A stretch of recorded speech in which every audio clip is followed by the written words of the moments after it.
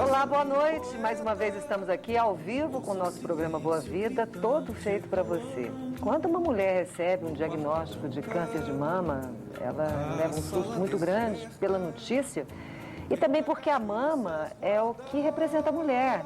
É muito importante para nós, mulheres, a gente se olhar no espelho e sentir que tem a mama, que a mama está bonita, que está legal, que ela está satisfeita com a própria imagem. Mas um diagnóstico de câncer de mama imediatamente leva essa mulher à noção de que ela vai perder essa feminilidade.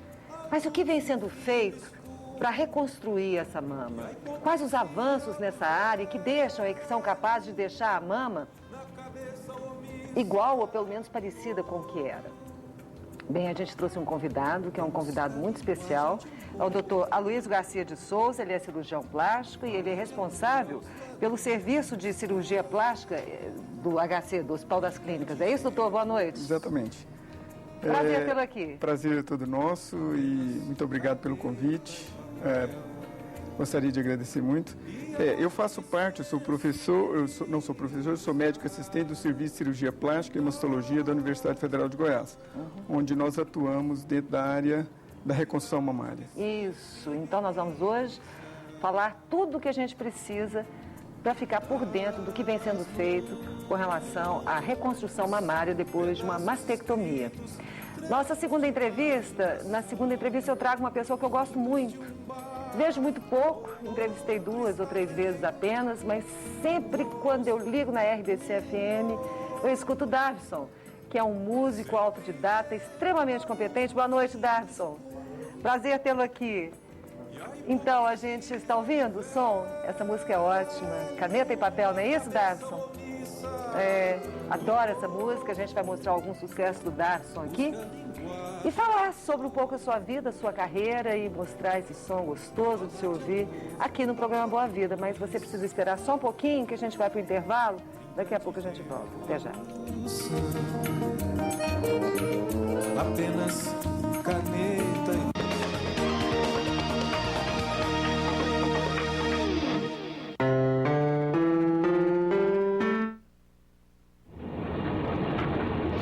Sem harmonia, as peças não se encaixam e não funcionam com perfeição. Um belo sorriso com dentes saudáveis e bonitos não tem preço.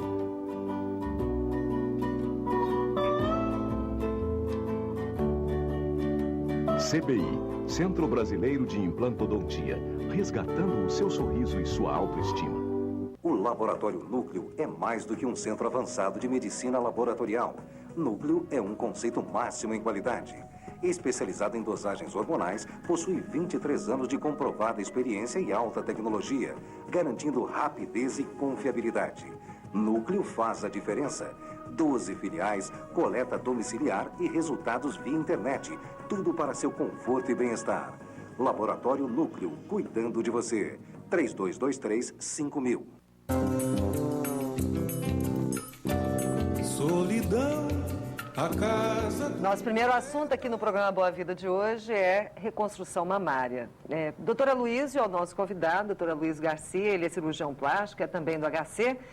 Doutor, eu te pergunto o seguinte, toda mulher que recebe o diagnóstico de câncer de mama, ela tem que fazer a retirada da mama? Ou é possível trabalhar o tratamento do câncer de mama sem a retirada parcial ou total da mama?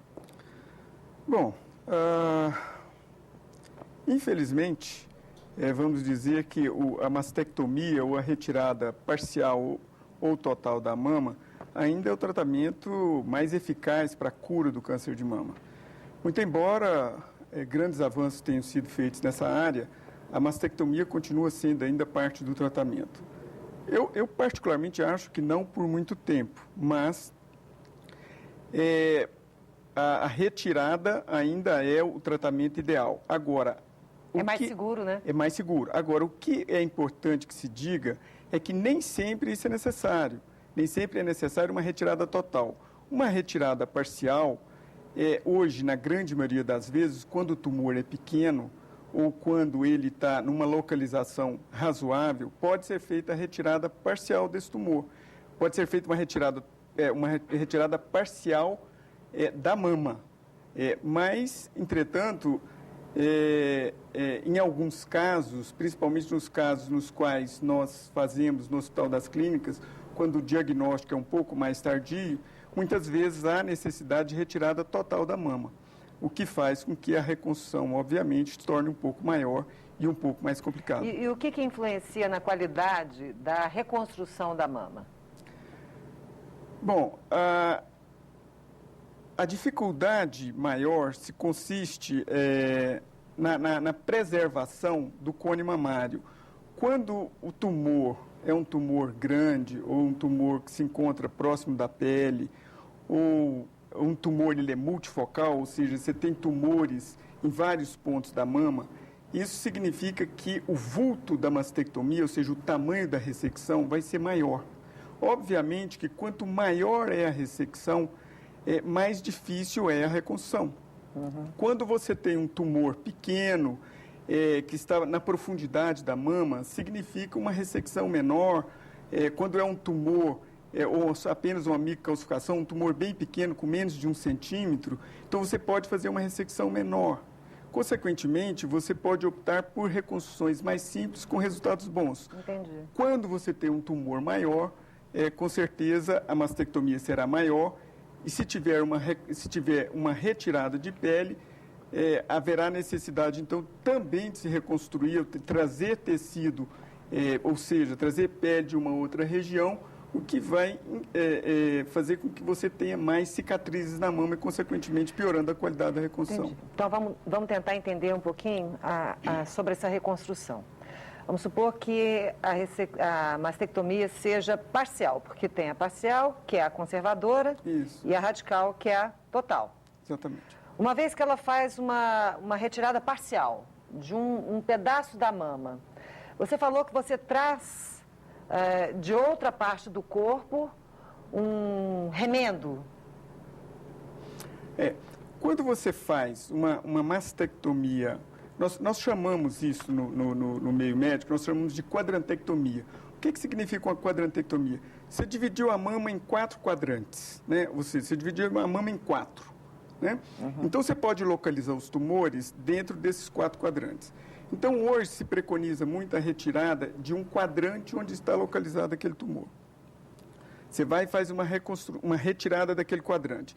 Se a paciente tem tecido suficiente, vamos colocar da seguinte forma, o paciente tem uma mama grande, você foi e retirou um quadrante daquela mama, tirou onde estava localizado o tumor. Você pode fazer um remanejamento do tecido que sobrou da mama para aquele local. E com isso você pode fazer uma modelagem da mama e conseguir refazer a mama. Ela vai ficar um pouco menor. Eu não entendi. Por exemplo, tirou uma parte dos 4 pedaços. Isso. Dividiu em 4. Dividiu em 4. Tirou uma das 4 partes. Isso. A mama é maior. Isso. Como se você juntasse os outros pedaços? Você poderia... Sem preencher ali? Não, você poderia usar, nós chamamos de retalho, mas você pode dissecar um segmento daquela mama e remanejar aquele tecido para a área que foi retirada. Então você faz um retalho da própria mama? Um retalho da própria mama. Esse seria a forma... Mas não vai franzir ela, não? Não, você pode, existem técnicas dentro da cirurgia plástica que você pode fazer isso. Só vai ficar uma diferente da outra. Não, mas aí você, numa segunda etapa, você pode diminuir a outra mama, porque obviamente essa mama que você reconstruiu, ela está menor pela retirada do tumor, né, retirada de um quadrante. Você pode fazer uma plástica na mama contralateral para que você consiga essa simetria. Né? Quando isso é possível, muitas vezes a paciente tem uma mama que não permite fazer isso. Às vezes a mama já é pequena e a retirada de um quadrante quase que inviabiliza você reconstruir. Então você pode lançar mão de tecidos da vizinhança, como por exemplo da região lateral do tórax, você pode retirar tecidos daquela região e girar esse tecido para a mama. Então esses nós chamamos, os retalhos que você faz da própria mama são retalhos da mama, né? Você fez um retalho da própria mama. Ou você pode lançar mão de retalhos de vizinhança para jogar para dentro da mama. Também é uma forma de você fazer a reconstrução. esse tipo de reconstrução, então, são as reconstruções quando se faz uma retirada parcial ou uma quadrantectomia da mama. Entendi. E quando se tira, por exemplo, parte das costas ou da barriga, já não é um retalho, não é? Porque não tem como girar? Não, o retalho das costas ele é girado, ele é rodado. Bom, nesses casos, por exemplo, se fez uma mastectomia, se retirou toda a mama, né? Você perdeu o volume mamário. Então, existem duas possibilidades para você reconstruir essa mama. Você pode, utilizando uma prótese de silicone, você pode rodar o retalho das costas, que nós chamamos de o grande dorsal.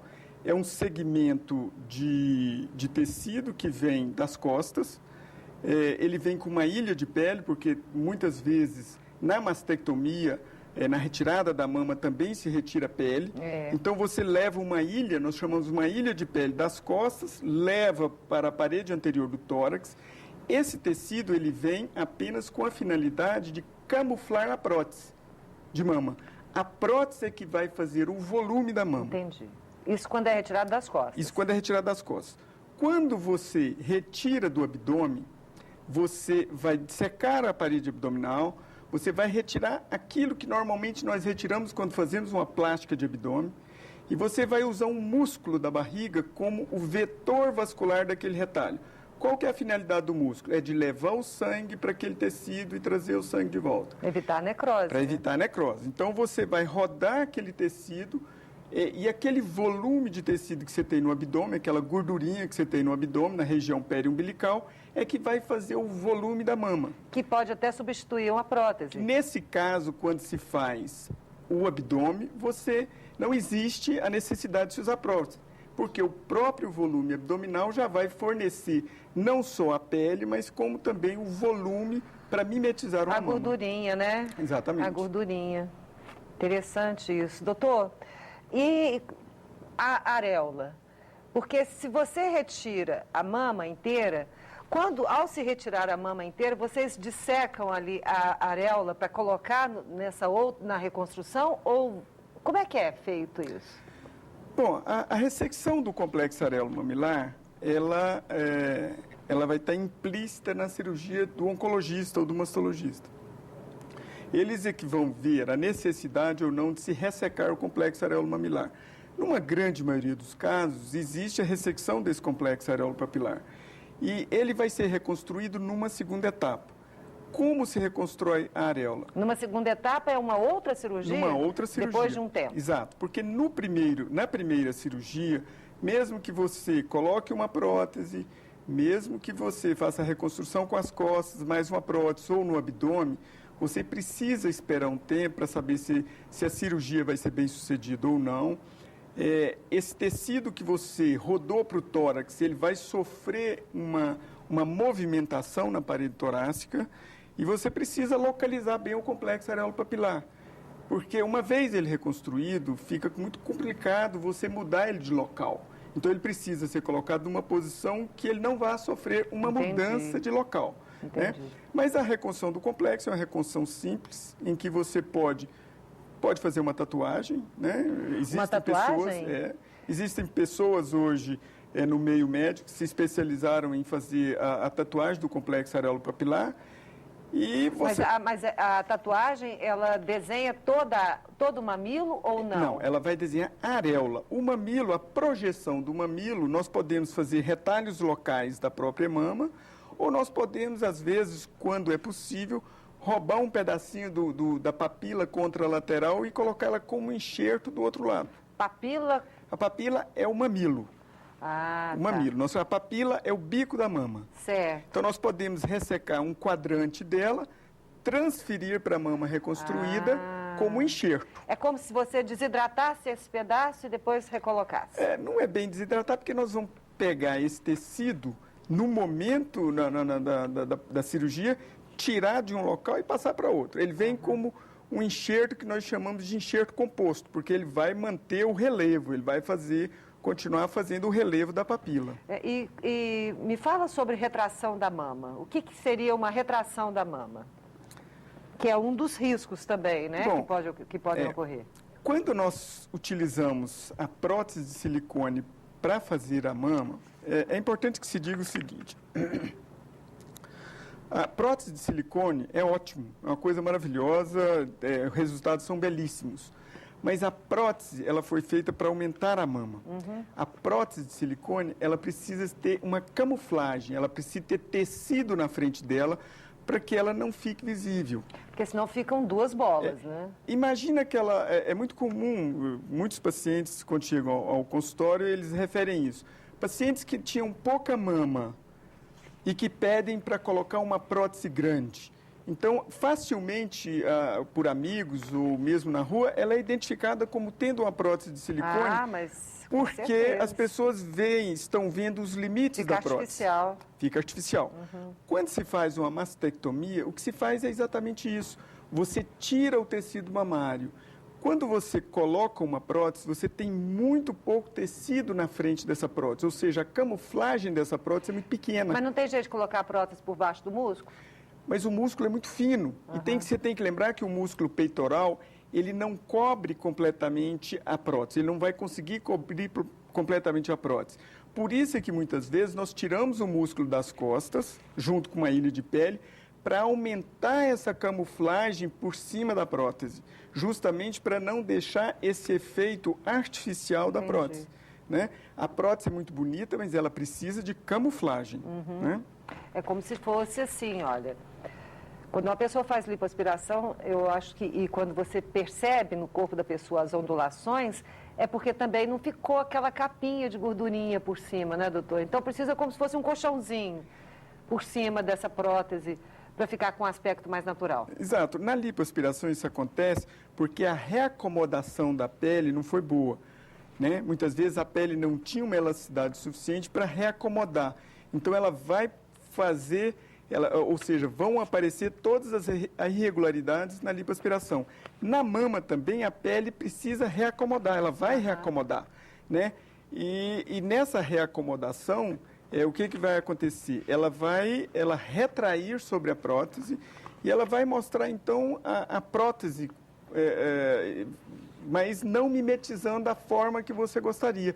Ela vai desenhar completamente uma prótese, né? Então vai dar aquele aspecto desgracioso, muitas vezes endurecido, da mama, que não fica bonito, né? Sem dúvida nenhuma. Verdade. A gente vai para um pequeno intervalo, daqui a pouco nós voltamos com a doutora Luísa para falar sobre as cicatrizes e sobre os drenos também.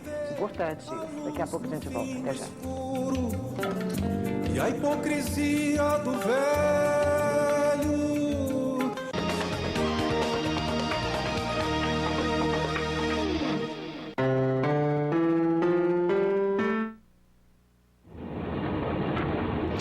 Sem harmonia, as peças não se encaixam e não funcionam com perfeição. Um belo sorriso com dentes saudáveis e bonitos não tem preço.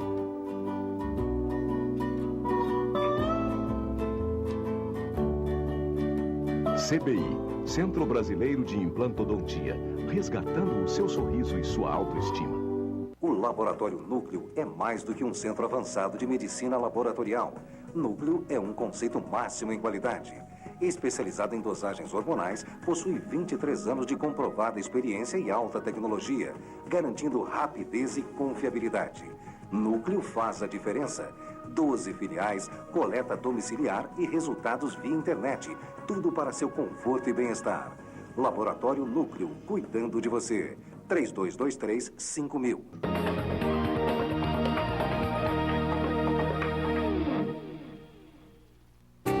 Busca a linguagem de um povo. Fala de amor. Estamos de volta na primeira entrevista falando sobre reconstrução mamária após um diagnóstico de câncer de mama com a doutora Luísa Garcia. Ele faz parte da equipe do HC, é cirurgião plástico. Doutor, do mais fácil, das técnicas mais fáceis para as mais complicadas, como é que o senhor, o que o senhor tem a dizer sobre a reconstrução, falando desde dessa forma, como eu falei, de uma técnica simples até uma mais complicada? Bom, obviamente que a reconstrução vai depender do vulto da mastectomia, como eu já havia dito. Mas desde que permita-se, desde que a ressecção seja pequena, a cirurgia mais simples seria uma prótese de silicone. né? Seria, vamos dizer, a cirurgia mais simples. Depois disso, obviamente que a cirurgia, o vulto da cirurgia do oncologista ou do mastologista seja maior, uma retirada maior, você pode utilizar retalhos de vizinhança, né? Um retalho da parede lateral do tórax, etc. Também, nesse mesmo nível, poderia ser retalhos da própria mama, né? Desde que haja possibilidades. Em terceiro lugar, vamos dizer, você poderia utilizar, então, um retalho do grande dorsal para a parede anterior do tórax e, por fim, uma reconstrução com a parede abdominal, né? Do ponto de vista estético, é importante que se diga que a reconstrução ela vai ser tanto melhor quanto menor for o vulto da mastectomia. Isso é que é importante que se diga. Às vezes, muitas vezes, em cirurgias maiores, em ressecções maiores, quando se utiliza o retalho da parede abdominal, mas se preserva toda a pele da mama, né?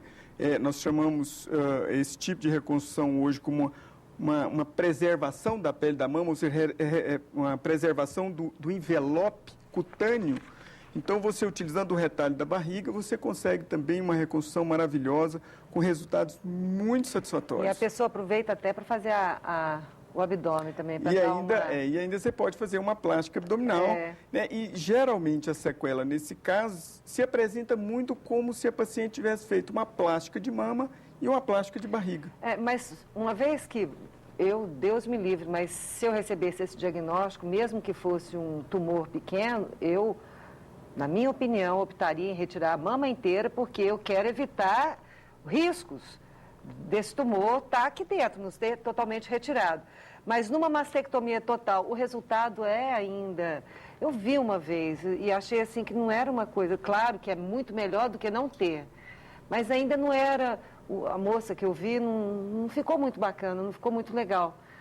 Na mastectomia total, hoje, o que se faz hoje... É possível ter um bom resultado? É possível. Veja bem, o diagnóstico do câncer de mama, ele ainda traz ainda ele tem uma carga negativa muito grande. Pesada. Muito pesada. Muito pesada. A paciente ela tem um estigma ainda daquela pessoa que vai morrer lentamente, sofrendo muito, com muita dor. O estigma do câncer é esse ainda, né? As pacientes que chegam ao meu consultório, na grande maioria das vezes encaminhadas por colegas oncologistas e mastologistas, elas não querem falar sobre a reconstrução. Elas não querem falar? Não querem falar sobre a reconstrução. Elas dizem geralmente o seguinte: doutor, eu quero me livrar do problema. Eu quero me livrar do câncer, eu quero operar o mais rápido possível, eu não estou muito interessado, eu não quero saber muito sobre a reconstrução, eu quero me livrar do câncer. Esse é o momento que o cirurgião plástico, ele precisa de muita calma, ele precisa de muita tranquilidade para extrair uma coisa da paciente que, na maioria das vezes, ela não quer falar, que é o ideal de beleza. Por quê? Porque aquilo, naquele momento, para ela não é importante. É claro que depois de 6 meses, depois de 1 ano, em que ela tiver superada o trauma cirúrgico, em que ela tiver superado o trauma da mastectomia, a sequela da reconstrução, a qualidade, vamos dizer assim, a qualidade da reconstrução, aí sim ela vai ter uma importância primordial, porque ela já conseguiu superar todo o problema do câncer e o que restou para ela... Psicologicamente ela está mais fortalecida, né? E o que restou para ela é a qualidade da reconstrução. Então o cirurgião precisa pensar bem, planejar bem, para que a qualidade da reconstrução seja a melhor que o caso possa dar. Mas essa reconstrução feita tardiamente, feita um tempo depois da cirurgia, ela tem um resultado tão bom como se ela fizesse no dia da ressecção? Essa pergunta é ótima, Aurélia, porque é o seguinte, veja bem, quando se faz uma reconstrução, quando se faz uma mastectomia e posterga a reconstrução para o futuro, normalmente existe uma retirada de pele na mama que normalmente, às vezes, não haveria necessidade. E por que o cirurgião oncologista faz isso? Ele faz porque está sobrando muita pele na mama e ele não tem como fechar aquilo. Então, ele retira uma quantidade de pele que, posteriormente, vai ter que ser recolocada. E uma outra coisa, a mama, lembre-se, a mama é um cone, se você preservar o cone mamário, o envelope cutâneo, a pele, e você vai, quando for reconstruir, você vai utilizar um tecido apenas para preencher esse cone. Você vai utilizar a pele da própria mama para reconstruir a mama. Então, a reconstrução imediata, com certeza, ela vai trazer o melhor resultado estético para a paciente e, mais importante ainda, ela vai preservar psicologicamente essa paciente. Ela não vai ter o efeito da mutilação, o efeito danoso psicológico que a mutilação vai trazer para ela. Mas e se o câncer voltar? Olha, os trabalhos têm mostrado que não é a reconstrução que vai facilitar ou aumentar a possibilidade dessa recidiva. Ele não interfere. Aliás, já tem trabalhos mostrando o contrário, que uma vez que essa paciente esteja reconstruída, psicologicamente ela está melhor, e se ela psicologicamente ela está mais equilibrada, do ponto de vista imunológico, que existe uma relação muito grande entre psicologia e imunologia, então essa paciente estará mais forte imunologicamente também, consequentemente minimizando a possibilidade de uma recidiva. Já existem trabalhos mostrando claramente isso. O que é um expansor de tecido? Bom, o expansor de tecido, quando não se quer, por exemplo, você quer utilizar uma prótese de silicone, você não quer reconstruir essa mama com retalhos, ou é impossível você reconstruir com retalhos, seja do abdômen ou seja das costas, e a pele do tórax, a pele da mama, não tenha sido submetida a uma radioterapia, você pode expandir essa pele da mama, principalmente em casos de mastectomias tardias, onde se tem... tiraram muita pele, você pode reexpandir ou expandir novamente essa pele da mama para que você possa colocar uma prótese definitiva. Por que você vai expandir? Porque naquele momento está faltando pele. E você precisa de pele para... E como é que se expande isso? Coloca dentro do... Você vai colocar... Imagine um balão desses de criança, um papo de anjo, como é vulgarmente chamado. Ele tem uma válvula.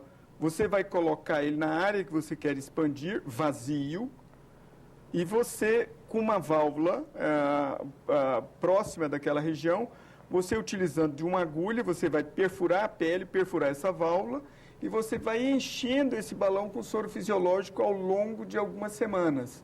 Né? Normalmente é em torno de 10 semanas. A cada semana você coloca... A pele cede um pouco, aí você vai colocando mais um pouco. É o princípio da gestação. Né? A gestação o que é? Né? Vai havendo uma expansão da parede abdominal e a pele vai cedendo. E o que você acha do resultado disso? Bom, na realidade você está voltando a uma reconstrução com prótese. Né? Na realidade você está fazendo isso para incluir uma prótese, porque depois você tira o expansor e coloca uma prótese de silicone definitivo, porque o expansor ele não é definitivo. Como ele é apenas por algum tempo você vai expandir, então com o tempo vai haver uma deflação, esse soro fisiológico vai sair. Então há necessidade de se trocar por uma prótese definitiva. Entendi. Bom, como é a cirurgia, a anestesia é? Na grande maioria das vezes, nós fazemos, pode ser feita com bloqueio peridural, uma anestesia nas costas, aí tem que fazer um bloqueio mais alto, um bloqueio mais baixo, ou pode ser feita também com anestesia geral. Quanto tempo dura essa cirurgia? Depende. Uma prótese de silicone pode durar algo em torno de 2 horas, um retalho das costas pode durar em torno de 4 horas, e um retalho do abdômen dura em torno de 5 a 6 horas. Entendi. Riscos da cirurgia. A paciente já está vindo já de um problema de saúde, ela já está fragilizada, imunologicamente, talvez ela esteja deprimida, enfim. É um risco. O risco que essa paciente vai ter é maior ou igual ao risco de uma paciente que vai colocar uma prótese de silicone só para cumprir a função estética? Bom, uma paciente que é portadora de um tumor de mama, seja ele em que grau for, imunologicamente essa paciente ela está debilitada. Né? Indubitavelmente, você não pode questionar isso. Obviamente que a possibilidade de complicações com essa paciente, com certeza é maior do que uma paciente que está saudável e vem para colocar uma prótese de silicone, fazer uma lipoaspiração, enfim. Agora, os riscos hoje, eles são bastante pequenos, né? São muito pequenos. A anestesia evoluiu muito nos últimos anos, as técnicas cirúrgicas evoluíram muito nos últimos anos, e todo o apoio que você tem dentro de um centro cirúrgico é um apoio, uma retaguarda muito grande que você tem. Hoje, o que se exige de um centro cirúrgico não é que quando a paciente tiver uma parada ou acontecer uma complicação, você tenha um bom médico e bom equipamento. O interessante é você ter equipamentos para não deixar que essa paciente complique. Claro. Né? Então, para isso, você precisa contar com uma boa equipe, um bom anestesista e tudo que ele necessitar para que não deixe essa paciente chegar numa complicação. Entendi. Então, eu acho que isso é o fundamental hoje, né? Então, os riscos existem, mas não são grandes. Os drenos, ela vai precisar de drenos. Vai usar drenos, normalmente... Como é que ela cuida desses drenos? Durante uma semana, mais ou menos, ela fica com os drenos? Hoje, nas reconstruções que nós fazemos hoje, a paciente ela vai ter drenos, na imensa maioria das vezes, no período que ela estiver internada. Muito poucas vezes, eu libero meu paciente para casa com drenos. Ah, sim. Na grande maioria das vezes, os drenos são retirados ainda no hospital. Mas esse excesso de sangue que fica, às vezes, essa sobra de sangue que precisa sair... Bom, quando isso acontece, por exemplo, o paciente está drenando, você colocou drenos, e com o passar dos dias existe uma produção grande de sangue, de seroma. Então, nesses casos, você manda a paciente para casa com drenos, mas no outro dia você pede ela para vir ao consultório e você retira esses drenos. Entendi. Dificilmente isso passou de 2 dias ou 3 dias. As cicatrizes, o efeito das cicatrizes é muito aparente ou... Hoje, tem como essa pessoa, essa mulher, tratar essa cicatriz para ela ficar o menos visível possível? Bom, voltando um pouquinho, o tamanho das cicatrizes vão depender essencialmente... Do tamanho da cirurgia. Do tamanho, principalmente da cirurgia que originou a reconstrução, da cirurgia do mastologista, do oncologista. Ela corta de cima a baixo, né? Não necessariamente. Hoje, depende muito da localização do tumor, do tamanho do tumor, né? Cada caso vai ter uma cicatriz diferente. Obviamente que as cicatrizes hoje estão ficando cada vez menores. Por quê? Porque também estão se diagnosticando o câncer mais precoce, os tumores operados são cada vez menores.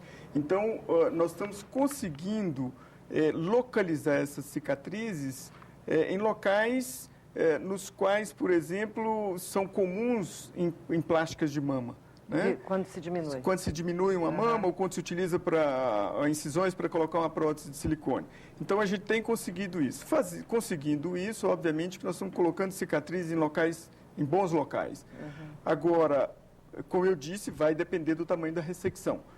A cicatriz é um elemento que não depende apenas do cirurgião. É claro que o cirurgião ele precisa ser o mais criterioso possível, não só... O mais habilidoso possível. Também habilidoso e criterioso em onde localizar essas cicatrizes e o tamanho que essas cicatrizes devem ser. Mas não se pode, de jeito nenhum, minimizar o efeito que a genética tem sobre o paciente. Né? A herança que esse paciente tem do ponto de vista genético na maneira como ele cicatriza. E tem como também tratar uma cicatriz hoje, até com radioterapia. Exato. Não hoje é? existem... Que não é a mesma radioterapia que se não faz. Não é a mesma não terapia. É a mesma. É uma radioterapia que tem uma penetração muito pequena, ele penetra apenas na pele, isso é 1 milímetro, né, que vai tratar apenas a cicatriz. Doutor, no HC, esse é o universo que você está. Exato. Todos os dias, com mulheres que fazem reconstrução no HC. O que o senhor tem a dizer para essas mulheres nessa câmera? Mulheres que retiraram a mama e que estão aí, de repente, com medo de fazer essa reconstrução. Um recadinho para essas mulheres, por favor. Bom, o que eu posso dizer para vocês é que a reconstrução da mama, ela devolve a autoestima para o paciente, ela traz de novo a alegria, ela devolve o paciente, os nossos pacientes que nós temos operados, ao convívio social, ao convívio profissional, ao convívio familiar. E o que a gente tem visto, na grande maioria das vezes, é a paciente ter a sua vida de volta, né? Na grande maioria das vezes, as nossas pacientes, elas ficam extremamente motivadas, ficam extremamente felizes por fazer a reconstrução. Então, o que eu poderia dizer para vocês é que procurem os nossos serviços. Hoje em Goiânia não é apenas o HC que tem esse serviço. Nós temos praticamente em quase todos os serviços públicos de Goiânia cirurgiões habilitados para fazer essa reconstrução. Vale a pena? Vale a pena. O Centro Materno Infantil, o HGG, a Santa Casa, todos têm profissionais habilitados a fazer essa reconstrução, o HC, onde eu estou, e vocês podem procurar qualquer uma dessas unidades que vocês serão muito bem atendidos. Quero agradecer a sua entrevista, muito obrigada. Eu quero mandar um beijo para o Rufo. O senhor manda um beijo para o doutor Rufo? Claro, com certeza. Tá bom? Meu grande amigo. O Rufo, ele cuida da parte de mastologia do HC. O Rufo faz parte do grupo de oncologia do Hospital das Clínicas de Mastologia, onde ele dirige o serviço de mastologia, onde nós estamos fazendo as reconstruções de mama. Um grande Obrigada, doutor. Foi um prazer tê-lo aqui. Prazer é todo nosso. Daqui a pouco eu vou entrevistar o filho do baiano Wilson Rocha e da goiana Darcy Silva. É o Darvison. Você sabia que a mãe dele foi rainha do rádio em 1964? Daqui a pouco o Darvison está conosco. Até já.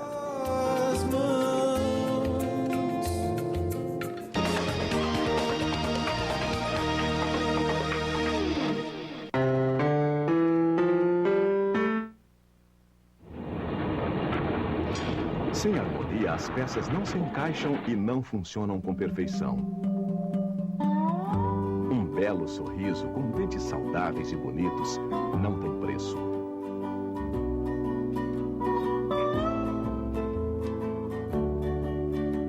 CBI, Centro Brasileiro de Implantodontia, resgatando o seu sorriso e sua autoestima.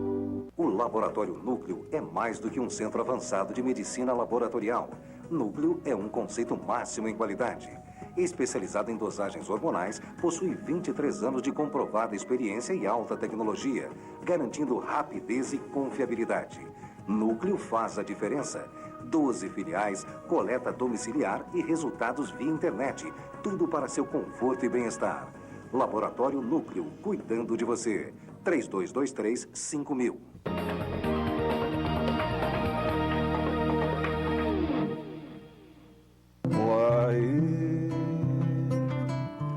Solidão, a casa do poeta, ouça o silêncio gritante ecoando no quarto trancado. Estamos de volta, Darvison é o nosso convidado, esse músico maravilhoso, autodidata, que começou cedo, com 8 anos de idade, já sabia tocar um instrumento.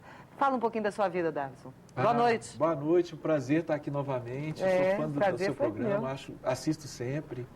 Né? Eu comecei bem cedo porque lá em casa é uma casa muito musical. Minha mãe foi rainha do rádio, como você disse da outra vez. Ela cantava fazendo comida e cantando. E meu pai também gostava muito de música, tinha vários discos. Então minha casa era muito cheia de música. Né? E eu, com 6 anos de idade, o meu programa predileto era Concertos para a Juventude. Era um programa que, inclusive, teve uma novela da Rede Globo, se não me engano, O Bravo, né? Não é do meu tempo, não. Pois é. O Bravo, uma novela que eu também não perdia, que eu tinha uns 7 ou 8 anos nessa época, dessa novela. E comecei gostando de música clássica. Depois é que eu fui passando para outros estilos. Né? E você tocava... Eu estava olhando, flauta? Você começou com flauta? O primeiro instrumento que eu ganhei da minha mãe foi uma flauta. E o violão ela não queria dar, porque era um violão muito caro, que ela ganhou, eu tinha muita estima por ele, e ela trancava no guarda-roupa. Só que ela saía para o trabalho e eu descobri a chave do guarda-roupa. Quando ela descobriu que eu estava tocando violão, já tinha 1 ano que eu tocava. Olha! Já estava até solando uma música que chama Green Sleeves, aquela... Toca. Eu não lembro mais, eu não sei tocar ela mais. Mas assim, quando ela me viu tocar a primeira vez, foi essa música, Green Sleeves. E já tinha 1 ano que eu estava roubando o violão dela do guarda-roupa. E a sua mãe cantava o quê? Tocava também um instrumento ou só cantava? Ela só ganhou esse violão, mas não tocava. Ela tinha o maior ciúmes desse violão, que era um violão muito bonito mesmo. Ela queria o violão dentro do armário. Não, e aí caiu na farra dos meus irmãos também, porque eu comecei a tocar o violão e todo mundo começou a pegar no violão, daí o violão quebra, manda para o concerto. Depois quebra de novo, manda para o concerto. Ele tinha umas 3 emendas assim no braço, de tanto que ele quebrava. Você é compositor? Eu sou compositor. Essas suas músicas todas são composições suas? Do meu primeiro disco e do meu segundo, todas são minhas, algumas poucas são em parceria, né? Mas eu estou pensando no terceiro disco fazer também interpretações. Eu vou fazer agora o terceiro disco esse ano, vai ter pelo menos uma interpretação.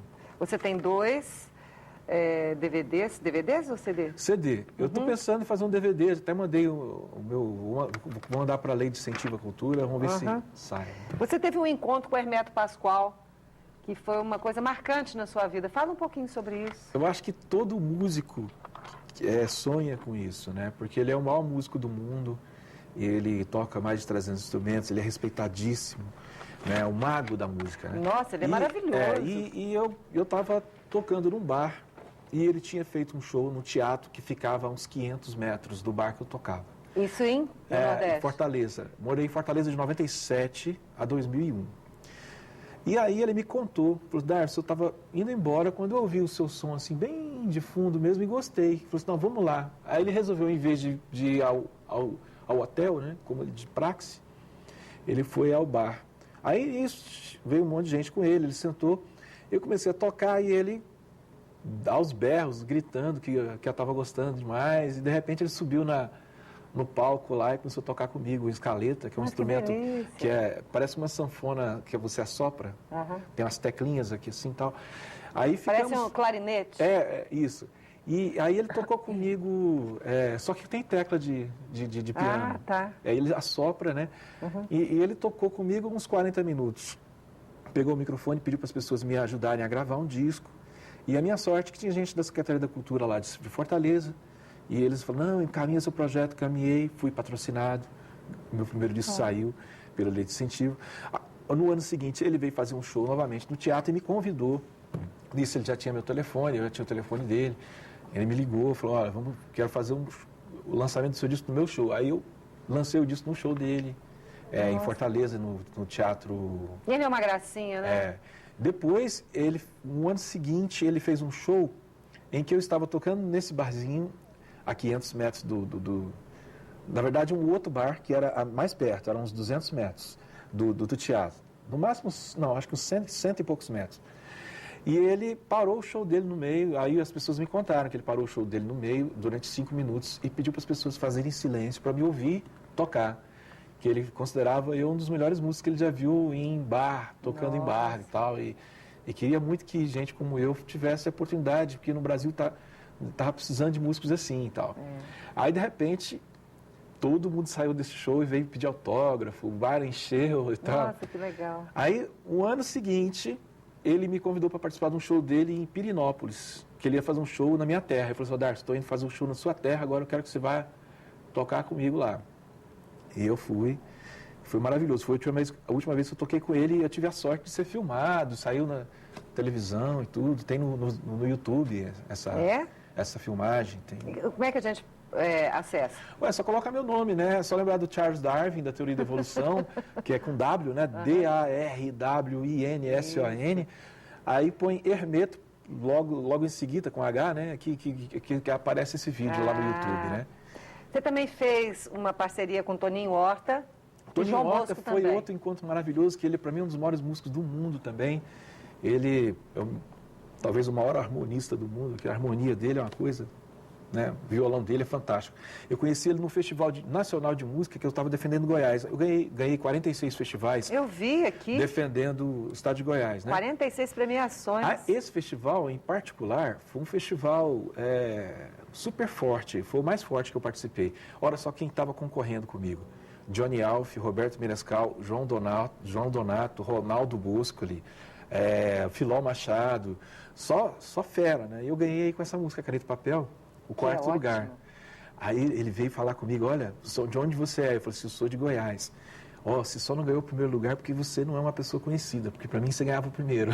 Ele falou, eu quero fazer um show com você lá em Goiás. Estou indo para lá agora fazer um show queria que você fizesse. Aí fizemos 6 shows juntos, durante os anos que seguiram, né? E fiquei amigo dele, ele participou do meu primeiro disco. João Bosco também? O João Bosco, eu participei de um show dele em 1991, em dezembro de 91. E eu tinha uma ligação muito forte com ele, porque eu fazia homenagens ao trabalho dele, eu tocava todo o repertório dele. E os shows que eu fazia homenagem a ele lotavam, era um sucesso, assim. Via gente de Brasília, de Uberlândia assistir meu show aqui. Uma vez, veio uma turma de uns 6 rapazes, e eu terminei o show, eles pediram para eu ir lá e falaram assim, olha, daqui a pouco nós estamos pegando o carro e vamos chegar a Brasília para fazer o vestibular. A gente não vai dormir, a gente veio aqui só para ver seu show. E passar o vestibular sem dormir. Essas coisas são tão compensadoras, não são? Nossa, eu nunca mais esqueço. Isso para o artista é muito significativo. E... As suas letras, elas... Bom, você faz sucesso em terra de sertanejo. Em Goiás, a gente é conhecido fora de Goiás como a terra dos sertanejos, né? Mas antigamente era a terra da MPB, porque minha mãe foi rainha do rádio, e na época da minha mãe só tocava MPB aqui, né? Aí, com o tempo, é que veio a música sertaneja, veio também o pop rock. Teve uma época, acho que a década de 90 toda foi a época do pop rock em Goiás. Então, assim, eu acho que tudo é moda, sabe? Eu acho que devia ter um espaço reservado para todos os estilos. Eu acho que não devia ter esse espaço exacerbado na mídia para um estilo só. E eu acho que isso é prejudicial para a cultura brasileira, que é muito multifacetada. Nós temos aqui em Goiás excelentes músicos do rock, excelentes músicos da MPB, do jazz, do blues, da música clássica. Quer dizer, tem vários estilos. Eu acho que todo estilo devia ser prestigiado. Como é que surge uma letra na sua cabeça? Assim, os temas que você usa são temas urbanos, existenciais, de amor, variam muito. Sociais. Eu tenho músicas românticas, eu tenho essa música Caneta e Papel que eu fiz inspirada na filosofia. Eu li muito filosofia quando mais jovem, né? Eu até com 25 anos de idade eu tinha lido toda a obra do Nietzsche, que é um filósofo alemão. Bacana.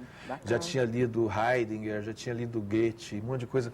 Com 25 anos, eu fazia faculdade de Sociologia, de Ciências Sociais, né? E essa música Caneta e Papel, eu inspirei num livro do Nietzsche, chamado Assim Falou Zaratustra, e eu estava lendo 2 livros ao mesmo tempo. Esse, o Eu Profundo e os Outros Eus, de Fernando Pessoa.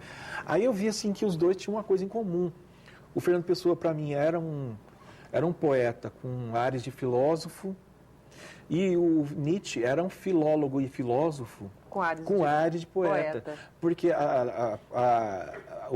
ele escrevia em parábolas, ele escrevia poeticamente, né? Era uma coisa muito, assim, até difícil.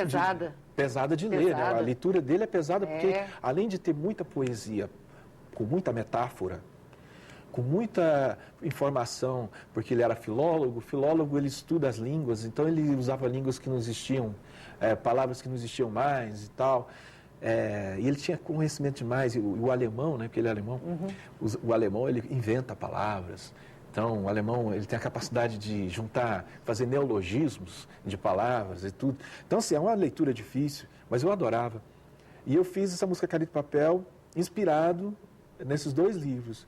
Algumas músicas minhas eu tenho temas de amor. Qual que você mais gosta? Eu gosto de tudo. Eu gosto da arte. Eu gosto de Mas uma de amor, assim, que você falou, nossa, essa eu caprichei. Acho que pode ser Aurora do Mar. Um pedacinho pra gente.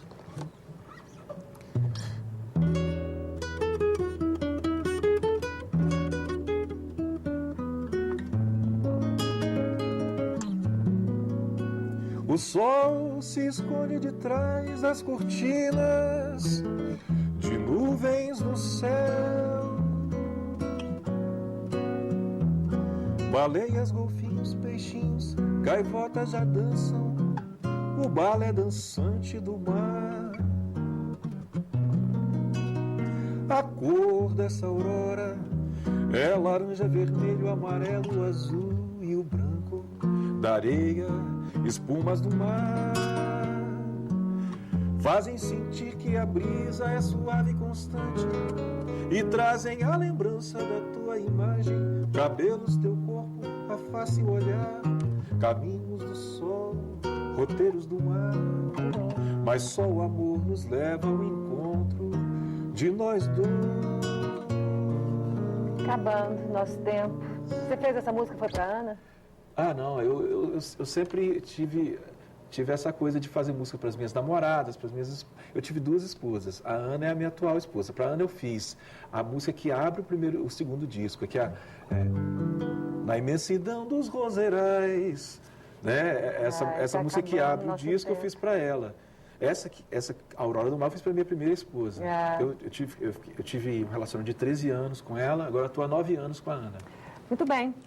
Onde é que você está fazendo show? Onde é que as pessoas podem te ver? Eu tenho datas marcadas dia 21 no Pau Brasil, que fica ali na T10, esquina com a T1, antigo Avestruz Master. Tenho o Dia dos Namorados, eu estou fechando, não tenho certeza, não, está quase certeza que eu vou fazer o Shopping Eldorado, ali perto do Granville, né? Muito bem. E os seus CDs as pessoas podem comprar aonde?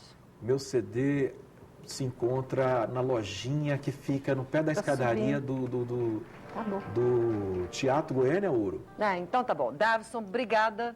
Adorei. É sempre bom conversar com você e até a próxima. Nossa, prazer todo meu. Me chame quando você quiser. Vou chamar Todas mesmo. As vezes eu venho. Vou chamar mesmo. Ele não é uma graça, gente?